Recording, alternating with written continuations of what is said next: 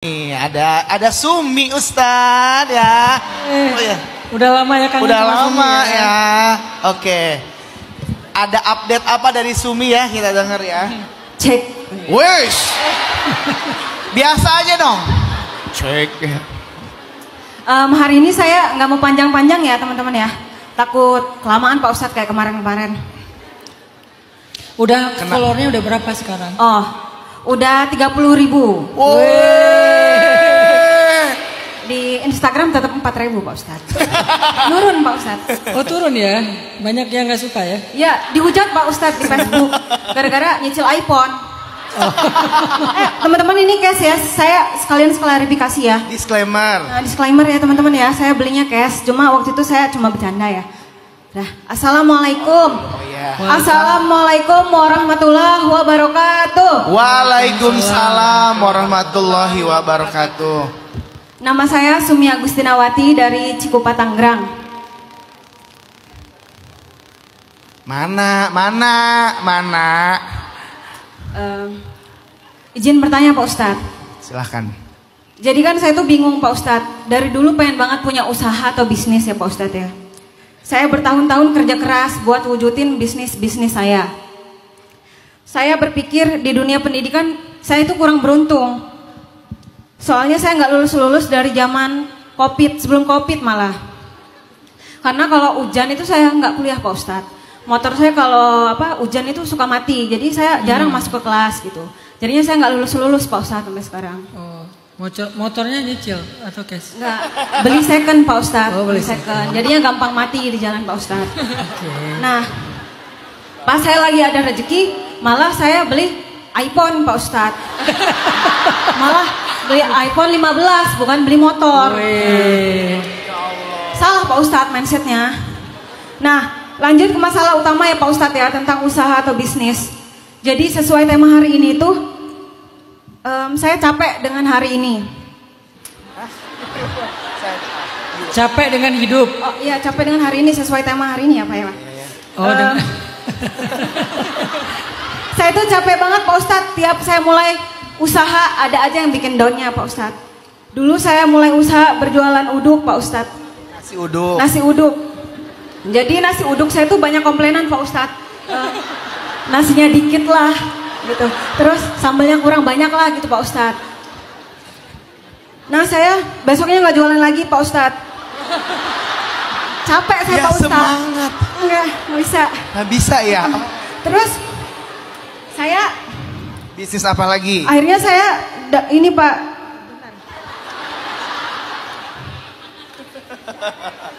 Oh ya.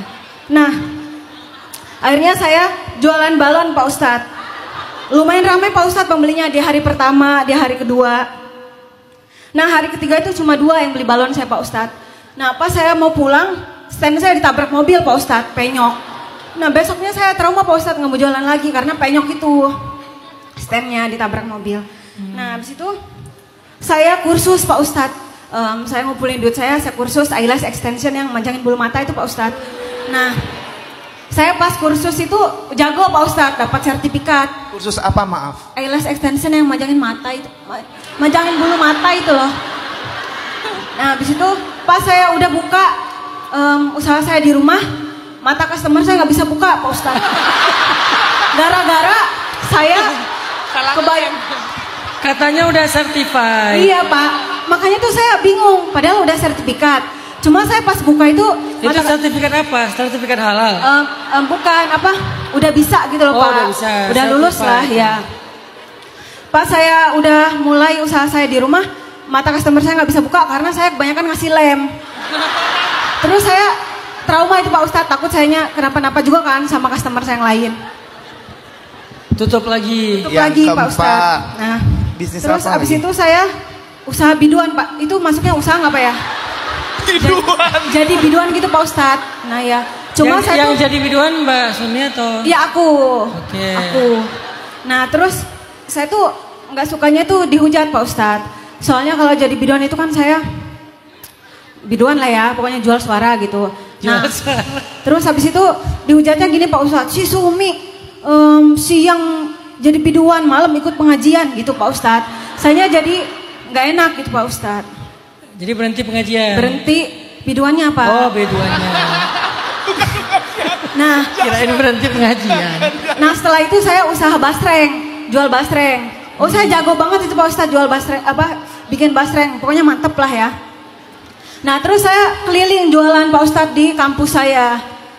Saya keliling tuh ke taman-taman kampus, banyak banget itu orangnya Pak. Kak, basrengnya Kak 5.000-an aja gitu. Gak ada Pak satupun yang beli Pak. Saya capek Pak ya, saya nangis, lari ke masjid saya Pak Ustadz ngadu sama Allah. Ya Allah ini basreng saya nggak laku gitu. Sedih cuy. Nah, Sedih cuy. Nggak kerasa sedihnya ya. sedih Pak Ustadz. Berhenti lagi. Berhenti lagi Pak Ustadz. Sebenarnya Lagi. masih banyak Pak Ustadz ya, cuma kan kelamaan. Nah, pertanyaannya ya. Usaha apa yang harus saya lakukan gitu? Bukan. Oh bukan, maaf. Kadang saya merasa capek Pak Ustadz, seperti kehilangan arah. Mana ini saya mau buka usaha baru lagi Pak Ustadz. Tanggal 25 bulan 5 2025. Pokoknya tanggal cantik Pak Ustadz. Nah, saya bingung apakah saya harus terus mencoba lagi atau sebaiknya berhenti saja jadi pebisnis Pak Ustadz. Menurut Pak Ustadz, bagaimana saya bisa melihat situasi dari sudut yang lebih baik? Apakah ini tanda Allah untuk menyuruh saya istirahat atau sebenarnya saya harus lebih bersabar dalam berproses? Mohon pencerahannya Pak Ustadz. Aduh maaf Ustadz, silakan pencerahannya, maaf. Saya nggak bisa ngasih jawaban dari angle bisnis ya, karena saya bukan seorang coach. Saya punya usaha tapi saya bukan seorang coach, bukan seorang trainer atau mentor lah.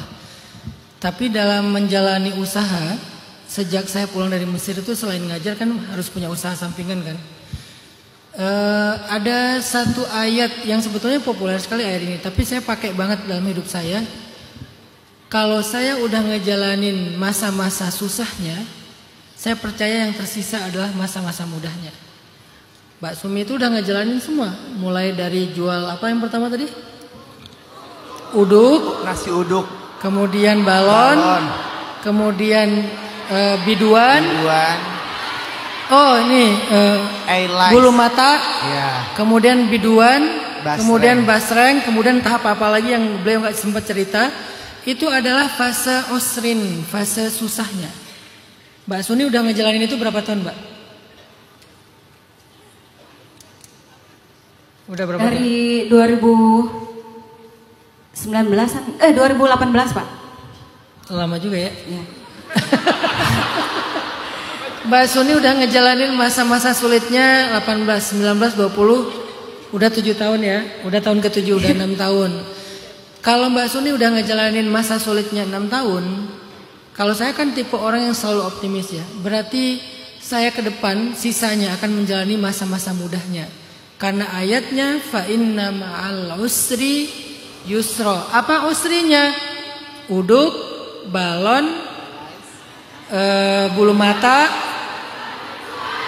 biduan, basreng. Fa inna ma'al basreng. Bersama gagalnya basreng, kan itu kesulitannya. Ada kemudahan-kemudahan yang Allah sediakan. Jadi saya selalu berharapnya tuh kayak gitu dalam hidup. Saya nggak pernah kayak patah gitu.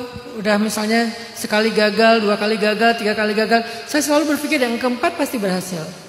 Tinggal kita evaluasi diri, perbaiki diri, apa yang salah kok saya gagal gitu. Tapi nggak akan nyerah. Saya selalu punya prinsip, kamu boleh patah, kamu boleh terluka, kamu boleh hancur, tapi kamu nggak boleh nyerah. Kita mau nangis boleh, kita mau terluka boleh, kita mau merintih boleh, kita mau teriak menjerit kesakitan boleh, tapi kita mau nyerah enggak. Kenapa? Karena ayatnya fa inna ma'al usri yusra. Itu satu pasang. Kalau udah dapat kesulitan, pasti ada kemudahannya. Bersama kesulitan ada kemudahan, dan bersama kesulitan ada kemudahan. Sekarang yang tersisa dari usianya Mbak Sumi insya Allah adalah kemudahan-kemudahan. Kalau kesulitannya 6 tahun, kemudahannya harusnya minimal 10 kali lipat. Berapa umurnya Mbak Sumi? 24. Insya Allah kemudahannya sampai akhir hayat. Karena kalau 10 kali lipatnya kan 60 tahun ya. Sampai umur 80 tahun, mungkin umur Mbak Sumi nanti 100 tahun gitu ya. Insya Allah sisanya kemudahan-kemudahan. Dan saya tipe orang yang selalu berpikir kayak gitu. Gimana pun berat ujian hidup saya, yang sebagian besarnya Kak Buni tahu gimana beratnya, saya nggak pernah tuh ngerasa kayaknya hidup aku berat banget, nggak mungkin ini lagi deh. Enggak, saya selalu optimis. Setelah ini pasti bisa, setelah ini pasti berhasil, setelah ini pasti ada kebaikan, setelah ini pasti ada anugerah, setelah ini pasti ada kejutan. Kayak gitu aja mikirnya. Gimana pun ujiannya, mau ujian baksa, ujian fisik, ujian dorro, ujian harta, ujian zulzilu, ujian perasaan. 3 ujian itu yang Allah sebutkan di dalam Al-Quran kan. Fisik, harta, perasaan. Kalau saya ngalamin ujian fisik, ujian harta, ujian perasaan, maka saya selalu berpikir setelah ini saya akan mendapatkan anugerah fisik, anugerah harta, anugerah perasaan. Kenapa? Satu aja ayat yang dipakai. Fa inna ma'al usri yusra. Mbak Sumi nyoba lagi. Ternyata tanggal 5 bulan 5 2025. Apa? Oh 25 ya. Tanggal 25 bulan 5 2025 misalnya. Siapa tahu itu adalah awal dari yusronya Mbak Sumi. Kalau kita nggak pernah bisa mendahului takdir kan. Kalau ternyata masih usrin, nggak apa-apa. Berarti setelahnya yusro. Usrin juga, ya udah setelahnya yusro. Pokoknya gitu aja terus. Itu mukmin. Sampai kata Nabi, optimisme seorang mukmin itu digambarkan dengan sebuah hadis. Kata Nabi gimana? Kalau seandainya suara trompet sangkakala kiamat itu sudah ditiup, di tangan kalian ada sebatang biji-bijian, 1 butir biji-bijian, dan kalian bisa menanamnya, tanamlah. Itu optimisnya orang beriman. Pertanyaannya, kalau udah kiamat kita nanam biji, kapan tumbuhnya? Bukan tentang itu intinya, bukan kapan tumbuh, kapan berbuah, bukan. Masih percaya enggak? Ada harapan. Masih mau berharap enggak? Masih berusaha enggak? Itulah optimisnya orang yang beriman. Dan saya tipe orang yang selalu berpikir kayak gitu. Pokoknya ada kesempatan ikhtiar aja. Ada kesempatan berharap, ya berharap aja. Walaupun ternyata terluka lagi, bermasalah lagi, diuji lagi. Oh mungkin setelahnya, oh mungkin nanti, oh mungkin besok, oh mungkin terus kayak gitu. Pasti ada satu di antara semua kemungkinan itu yang tepat, benar, dan itu awal dari semua kebaikan-kebaikan seterusnya. Kita doakan semoga Pak Sumi mulai 2025 ini, khususnya di tanggal 25/5/25, menjadi tanggal bersejarah awal dari kemudahan hidupnya Mbak Sumi. Amin. Masya Allah, terima kasih Ustaz Jazakallah khairan jawabannya ya.